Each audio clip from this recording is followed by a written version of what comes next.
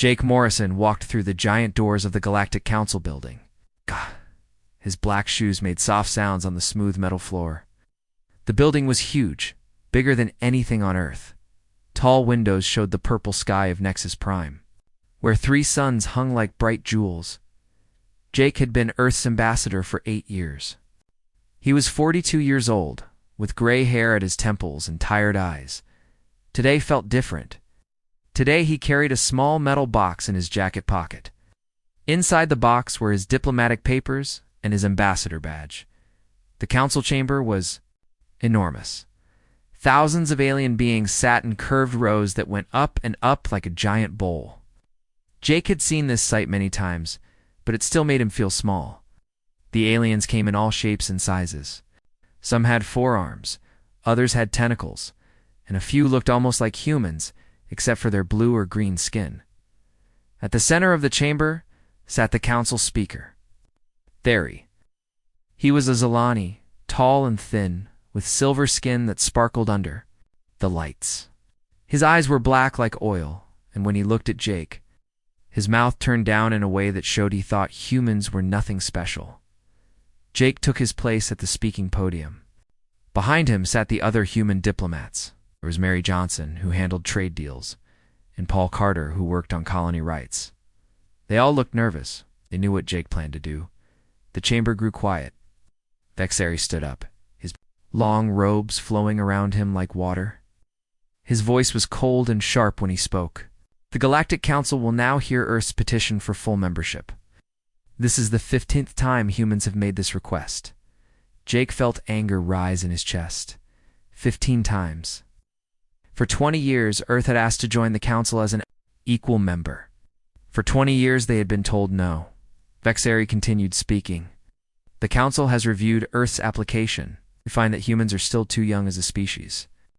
You have been traveling in space for less than 200 years. Other species have been among the stars for thousands of years. Some of the alien delegates made sounds like laughter. Jake's hands became fists at his sides. Humans are also too violent, Vexeri said.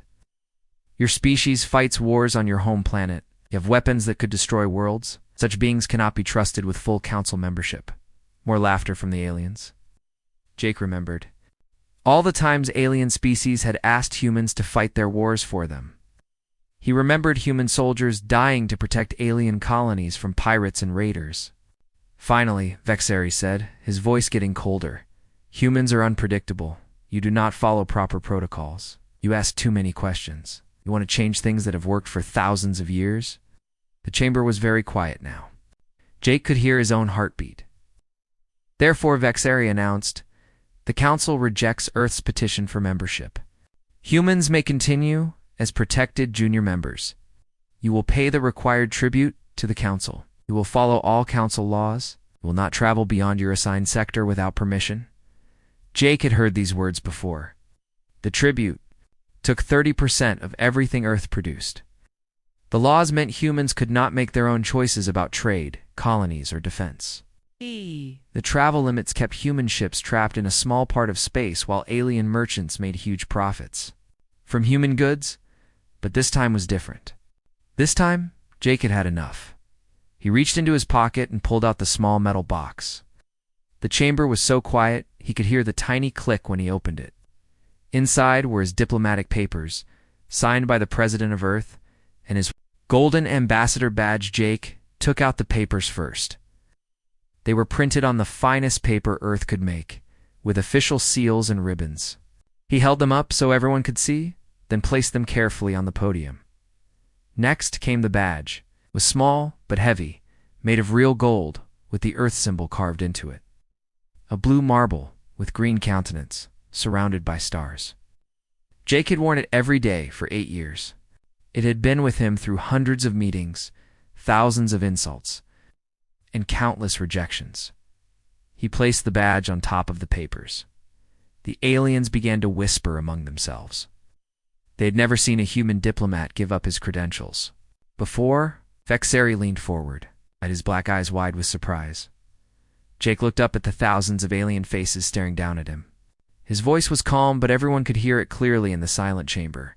I am no longer Earth's ambassador to the Galactic Council, he said, As of this moment, humanity withdraws from all diplomatic relations with the Council. We no longer recognize any Council authority over human space or human affairs. The whispers became shouts. Ow.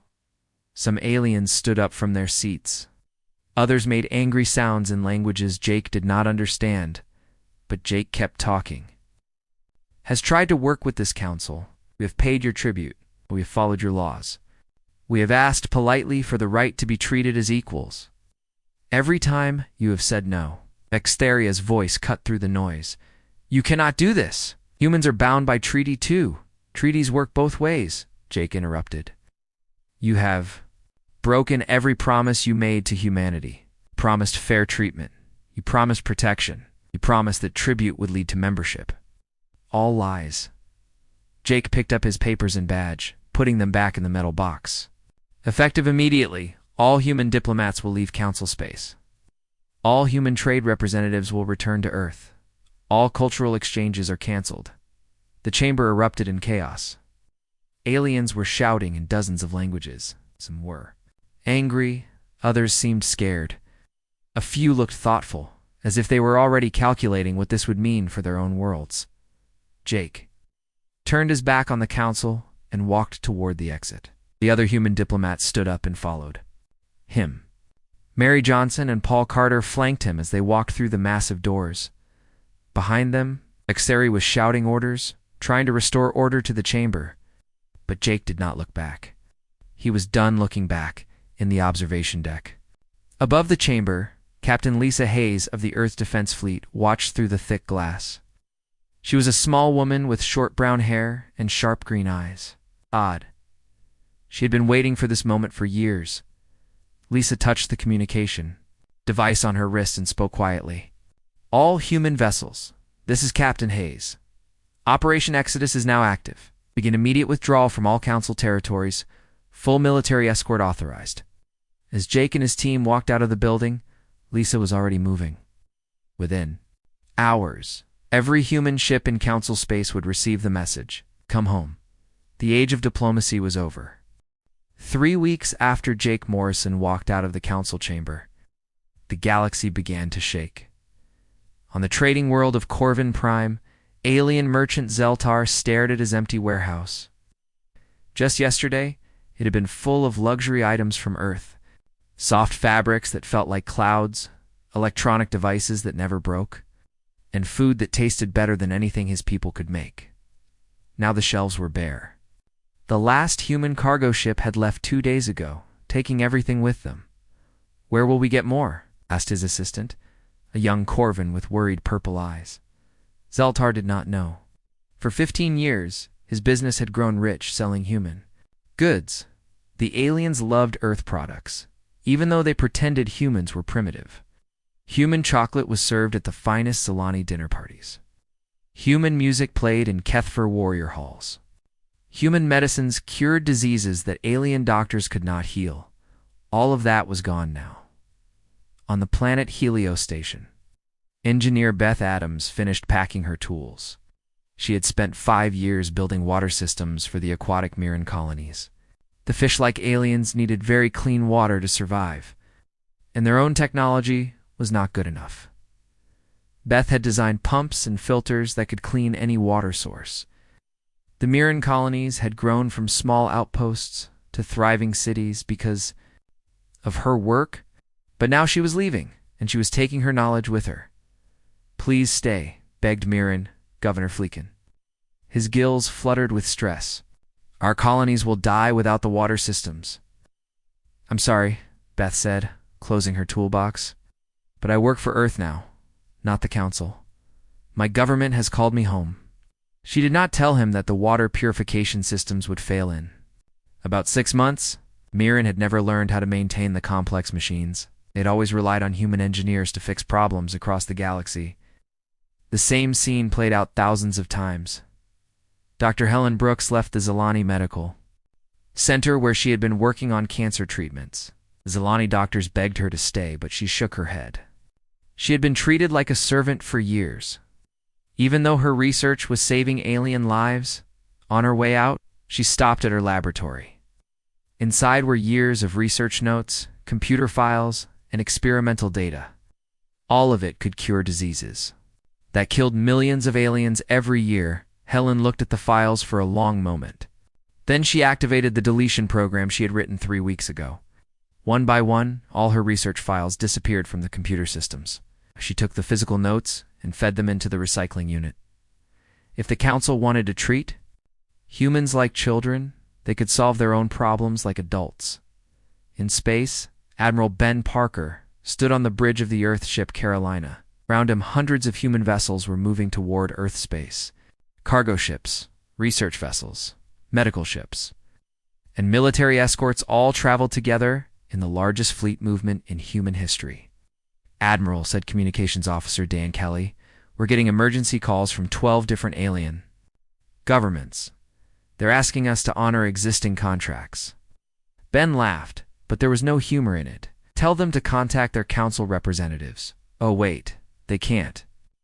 The council doesn't answer emergency calls from junior members." Had been planning this withdrawal for months. Earth's leaders had suspected that diplomacy would fail eventually. They had prepared secret evacuation plans for every human in council space. The aliens had made one big mistake. They thought humans needed the council more than the council needed humans. They were about to learn how wrong they were on the manufacturing world of New Centauri. Factory owner Roy Turner shut down his assembly lines. His factories made components for alien spaceships, computers, and medical devices. 60% of the Zilani Empire's technology used parts made in his factories. The aliens had never realized this because the parts were sold through shell companies with alien names. The proud Zilani leaders thought they were buying from other aliens. They had no idea that humans were making most of their advanced technology. Roy's workers loaded the factory equipment onto human cargo ships. Within days, the factories would be empty. The aliens could keep the buildings, but all the machines and knowledge were going back to Earth. Similar scenes happened on hundreds of worlds. Human farmers stopped growing food for alien colonies. Human doctors closed their clinics. Human teachers left their schools. Human mechanics abandoned their repair shops. The HFY warriors discovered something embarrassing. Ceremonial weapons, the beautiful swords and axes they used in religious ceremonies, had all been made by human craftsmen. The metalwork was so perfect that HFY smiths could not copy it. When the human weapon makers left, they took their techniques with them. The HFY tried to make new ceremonial weapons, but they looked crude and ugly compared to the human-made ones. On Nexus Prime, Council Speaker Vexeri called an emergency session. The Great Chamber was only half full. Several species had stopped sending representatives because they were too busy dealing with crises at home. "This human rebellion must be stopped," Vexeri announced. "They are violating their contracts. They are abandoning their responsibilities." But when he looked at the empty human seats, he felt something he had never felt before. Fear reports were coming in from across the galaxy. Trade routes collapsing, medical centers closing, factories shutting down, food shortages on colony worlds. The galactic credit was losing value because everyone wanted to trade in human currency instead. Councillor Breakter of the Volan Republic stood up. He was a small, insect-like alien with compound eyes that reflected the chamber lights. "Speaker Vexeri," he said in his buzzing voice, "my people are facing starvation. The human agricultural colonies supplied 40% of our food. What do you suggest we do?" Vexeri had no answer. The Zilani had always been warriors and politicians, not farmers or engineers. They had conquered other species and forced them to work. But humans had never been conquered. They had joined the council voluntarily, and now they were leaving the same way. "We could send military forces to bring them back," suggested General Craven, a large reptilian alien with sharp teeth. "With what ships?" asked Councillor Brockter. "Half our fleet uses human-made engines. Our weapon systems need human-manufactured targeting computers. Our life support depends on human environmental processors." The chamber fell silent. For the first time in thousands of years, The Galactic Council faced a problem they could not solve with force or political pressure. On Earth, President Linda Foster met with her advisors in the White House Situation Room. Screens showed human ships arriving safely in Earth's space. Other screens displayed reports from across the galaxy. "Madam President," said Defense Secretary Carl Stone, "the withdrawal is proceeding ahead of schedule. All human civilians will be safely evacuated within 2 weeks." "And the alien response?" President Foster asked. Panic, replied Secretary of State Nancy Walsh. 6 species have already sent direct messages to Earth asking for private negotiations. They want to bypass the Council entirely. President Foster nodded. This was exactly what Earth's leaders had hoped would happen. The Council only had power because its member species allowed it. If those species started dealing directly with Earth, the Council would become irrelevant. What about Vexteri? Still making speeches about human obligations and responsibilities, Carl Stone said with a grin. But no one is listening anymore. They're all too busy trying to keep their civilizations from falling apart. Outside the White House, the sun was setting over Washington, D.C. soon. That same sun would rise on a new day for humanity. A day when humans would be treated as equals, not servants. The galaxy was about to learn that respect could not be demanded. It had to be earned. Price of disrespecting humanity was about to become very, very clear. 6 months after humans left the Council, General Craven of the Zilani military made a terrible decision. He stood in his command center on the warship Thunder of Zelon, looking at star maps that showed human territory. "We will take what belongs to us," he growled to his officers. His yellow eyes glowed with anger. "Humans think they can steal our property and run away. They're wrong." The Zilani had been the strongest military force in the galaxy for 2,000 years. They had conquered dozens of species and forced them to join the Council. Now their empire was falling apart, and they blamed the humans. "General," said Captain Nexver, a younger Zilani, with silver scars on his face, "our intelligence says humans have only small defense fleets. They've spent all their time building trade ships and research vessels." Craven smiled, showing his sharp teeth. "Exactly. We will crush their pathetic fleet and take back our factories and research stations. Then we will drag their leaders back to Nexus Prime in chains." The Zilani task force was impressive. 50 warships, each one bigger than anything humans had ever built. They carried enough firepower to destroy planets. Craven was sure the humans would surrender as soon as they saw his fleet, but Craven did not know about Admiral Ben Parker's secret for 20 years, while human diplomats smiled and made polite speeches at the Council. Human engineers had been working in hidden shipyards. They built weapons the aliens had never seen. They developed technology that the Council thought was impossible. The Zilani fleet headed for the Kepler 442 system, where humans had built a large research station. Intelligence reports said the station was defended by only a few patrol ships. It would be an easy target.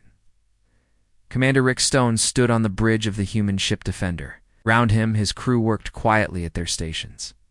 They had been waiting for this moment for months. Zilani fleet dropping out of faster-than-light travel, reported Sensor Officer Kate Miller. 50 ships, just like our spies said. Rick nodded. The humans had known this attack was coming. They had spies in the Zilani military, alien friends, who were angry about how the Council treated everyone. "Signal Admiral Parker," Rick ordered. "Tell him the fish are in the net." 3 light years away, Admiral Ben Parker smiled when he received the message. He stood on the bridge of the battleship Liberty, surrounded by the largest human fleet ever assembled. But the Zilani could not see them yet. Human stealth technology was 50 years ahead of anything the aliens had. The human ships were invisible. 2 Zilani sensors, hidden by energy fields that bent light and radio waves around them. At Kepler 442, General Craven looked at the research station through his command screen. It was a beautiful structure made of white metal and glass, spinning slowly in space. Hundreds of human scientists worked inside, developing new medicines and technologies. "Begin the attack," Craven ordered. "Destroy their defense ships first, then disable the station. We want those scientists alive for questioning." The Zilani warships moved forward, their weapons charging. Red energy beams lanced out toward the small human patrol ships, but something was wrong. The human ships moved too fast, dodging attacks. That should have been impossible to avoid. Their return fire was more powerful than Zilani intelligence had reported. General Captain Nexfer said, his voice worried, "Their weapons are punching through our shields. That should not be possible." Craven frowned. Human technology was supposed to be primitive. The Council had always said so. But these patrol ships were fighting like nothing the Zilani had ever seen.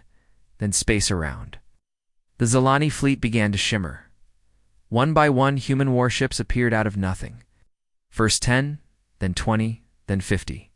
Within minutes, the Zilani fleet was surrounded by over 100 human vessels. Admiral Ben Parker's voice came over the communication channels, speaking in perfect Zilani language. "General Craven, this is Admiral Parker of the Earth Defense Fleet. You have entered human space without permission and attacked our civilians. Surrender now, and your crews will be treated according to the laws of war." Craven stared at his screens in shock. The human ships were not just numerous, they were advanced. His sensors showed energy signatures he had never seen before. Weapon systems that did not exist in Council databases. Defensive shields that seemed to absorb damage instead of deflecting it. "This is impossible," he whispered. "Where did they get this technology?" Captain Nexfer checked his instruments again. "General, I'm reading power levels that exceed our own ships by 300%. And those stealth systems, we had no idea they existed." "Attack!" Craven shouted. "Oh!" "Ships, full assault. Show these humans the power of the Zilani Empire." The battle lasted exactly 18 minutes. The Zilani ships fired everything they had.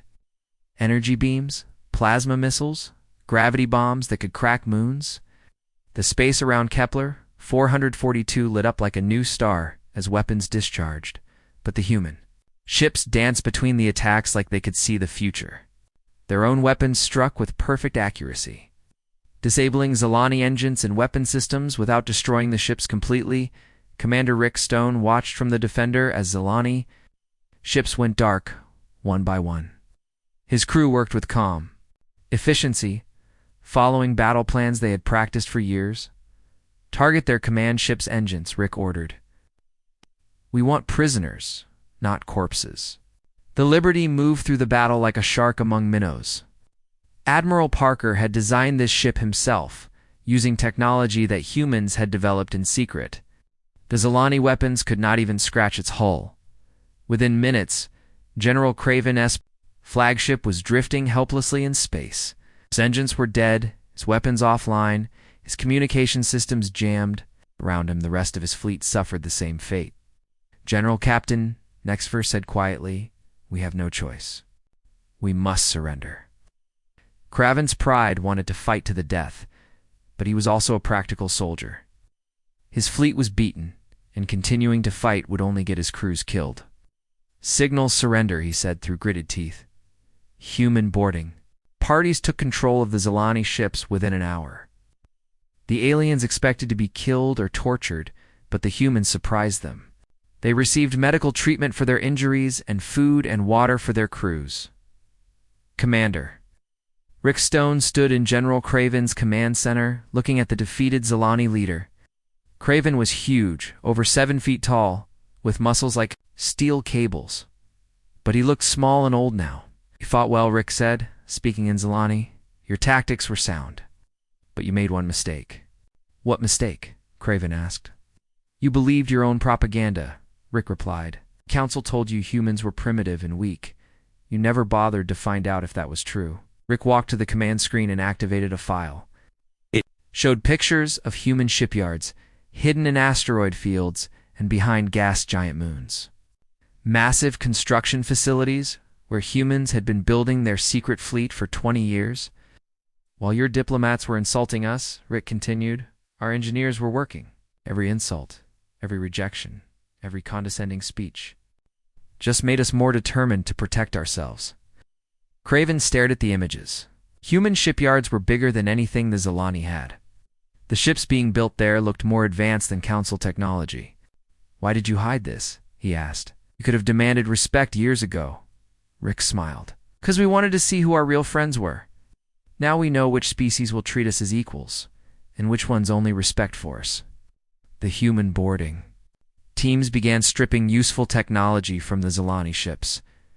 Weapons, engines, computer systems, navigation equipment. Anything that might be valuable for research was carefully removed. Then, the Zilani crews were allowed to return to their ships, but their vessels were helpless now, capable of only basic life support and slow travel. Take a message back to the Council, Rick told General Craven. Humanity will defend itself. We don't want to conquer anyone, but we won't be conquered either. Any species that approaches us in peace will find generous friends. Any species that attacks us will find what you found today. As the defeated Zilani fleet limped away from Kepler 442, news of the battle spread across the galaxy. The story grew with each telling. Some said the humans had 100 secret fleets. Others claimed they had weapons that could destroy stars. On Nexus Prime, Council Speaker Vexeri received General Craven's report with growing horror. The humans had not just won a battle. They had revealed that everything the Council believed about human capabilities was wrong. Other Council species began to ask uncomfortable questions. If the Zilani military could be defeated so easily, how strong was the Council really? If humans had been hiding such advanced technology, what else had they been hiding? 3 Council members announced that they were withdrawing from the Alliance. Others began sending secret messages to Earth, asking for private negotiations. The galaxy was changing, and the old rules no longer applied. Humanity had shown that they would not be bullied anymore. Now, everyone had to decide which side of history they wanted to be on. 2 years after Jake Morrison walked out of the Council chamber, the galaxy looked completely different. On the space station Freedom, orbiting Earth, Jake stood in a meeting room filled with delegates from 47 different species. But these aliens were not sitting in high seats looking down at humans. They sat at a round table where everyone was equal. Jake was no longer called ambassador. His new title was Secretary of Interstellar Affairs, and he worked for humanity, not for alien masters. The aliens who wanted to meet with humans had to come to Earth space and follow human rules. Welcome to the 3rd meeting of the Commonwealth Charter Conference, Jake said to the assembled delegates. Today we will vote on the final version of our alliance agreement. The aliens around the table looked very different from the proud council members of 2 years ago. These delegates seemed happy to be there. He spoke respectfully and listened when others talked. Governor Fleekin, of the Mirren colonies, raised his fin-like hand. Security Morrison, my people want to thank humanity again for the new water purification systems. Our colonies are thriving like never before. Jake smiled. When Beth Adams returned to Earth, she spent months improving her designs. The new systems are even better than what you had before. That's what partners do for each other. Beth Adams sat near the back of the room, wearing the blue uniform of the Commonwealth Engineering Corps. After leaving the Mirren colonies, she had joined hundreds of other human specialists who were developing new technologies to share with their allies. The difference was that now humans were partners, not servants. The Mirren had signed a mutual defense treaty with Earth. They provided rare minerals from their ocean worlds, and humans provided advanced technology and military protection.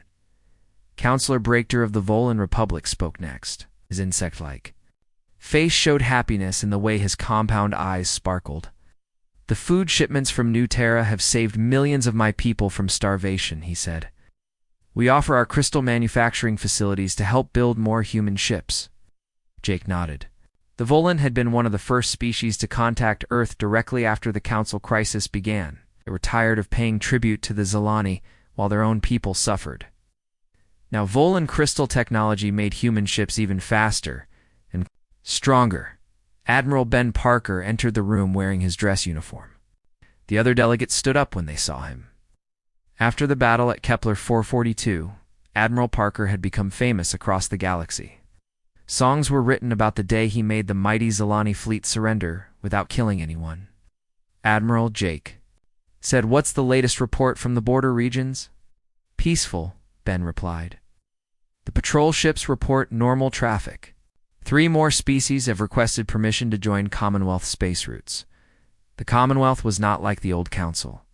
Species did not have to pay tribute or follow thousands of complicated laws. They just had to treat each other with respect and help defend against pirates and raiders. Captain Lisa Hayes walked into the room carrying a data pad. She had been promoted after organizing the great evacuation of humans from Council space. Now she commanded the Commonwealth Defense Fleet, which included ships from 12 different species. "Secretary Morrison," she said, "we have a message. From Nexus Prime, Speaker Vexeri wants to meet with you." The room became very quiet. Everyone knew that Vexeri had spent 2 years trying to hold the old council together, but one by one, species had left to join the Commonwealth or form their own independent governments. "What does he want?"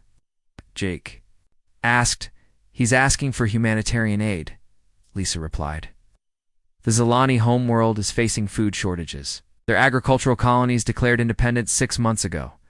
Jake thought for a moment. Many humans wanted to let the Zilani suffer after all the insults and cruelty they had shown.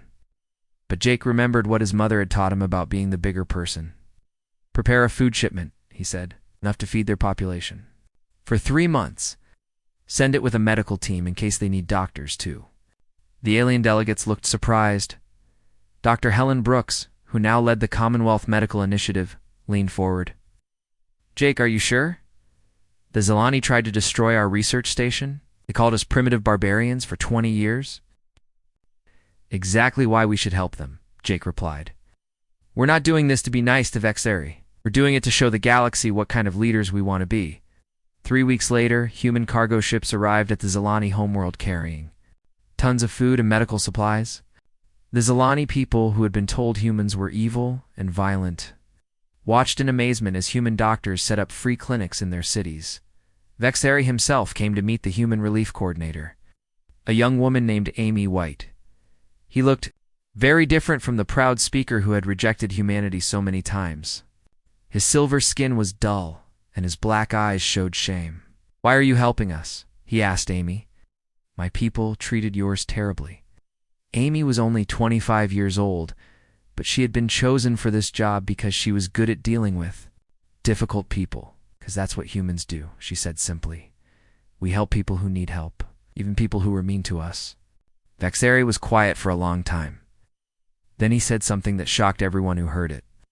"I was wrong about your species. We all were." Back on Earth, President Linda Foster sat in the Oval Office reading reports from across the galaxy. The Commonwealth now included more species than the old Council ever had. Trade was booming. New colonies were being founded. Scientific research was advancing faster than ever before. But the best part was that it was all voluntary. No species was forced to join or stay. No tribute was collected. No one species ruled over the others. Her chief of staff, Robert Kim, brought her the latest intelligence reports. "Madame President, 3 more Council worlds have declared independence this week. The Kethfer warrior clans have formed their own confederation and want to sign a friendship treaty with us." "What about the remaining Council members?" Linda asked. "Only 12 species still recognize Vexeri's authority," Robert replied, "and half of those are secretly negotiating with the Commonwealth." Linda smiled. The plan had worked even better than they had hoped. By walking away from the Council, humanity had not destroyed galactic civilization. It had given other species permission to build something better. Jake Morrison returned to Earth for the signing of the Commonwealth Charter. Representatives from 63 species gathered in the United Nations building in New York. This time, humans were not asking for permission to join someone else's club. They were inviting others to join theirs. The ceremony was broadcast across the galaxy. Billions of beings watched as species after species signed the document that created a new kind of galactic alliance. When Jake signed for humanity, he used the same pen that had signed the original Earth Constitution. The symbolism was not lost on anyone. Just as humans had once fought for independence from kings and emperors, they had now won independence from galactic overlords. The last signature belonged to an unexpected delegate. Former Council Speaker Vexeri had asked to attend the ceremony. He did not sign the charter, but he made a speech that was heard across the galaxy. For 2,000 years, the Zilani believed that strength came from making others weak. He said, "We were wrong. True strength comes from making others strong. Humanity has taught us this lesson, and we are grateful." After the ceremony, Jake stood on the observation deck of the space station, looking down at Earth. The blue and green planets seemed to glow in the light of the sun. Admiral Ben Parker joined him at the window. "Do you think we did the right thing?" Ben asked, walking away from the council instead of trying to reform it. Jake thought about all the species that were now free to make their own choices. He thought about the Mirren colonies with their clean water, the Volan with their full stomachs, and even the Zilani with their renewed hope. "Some things can't be reformed," he said finally. "Sometimes you have to tear down the old system and build something completely new." In the distance, ships from dozens of species moved through Earth's solar system. They carried goods, people, ideas, and dreams. They represented a galaxy where species worked together because they wanted to, not because they were forced to. The age of the Galactic Council was over. The age of the Commonwealth had begun. And at the center of it all, humanity had finally found its place among the stars, not as servants or as masters, but as equals among equals. It's just as it should be.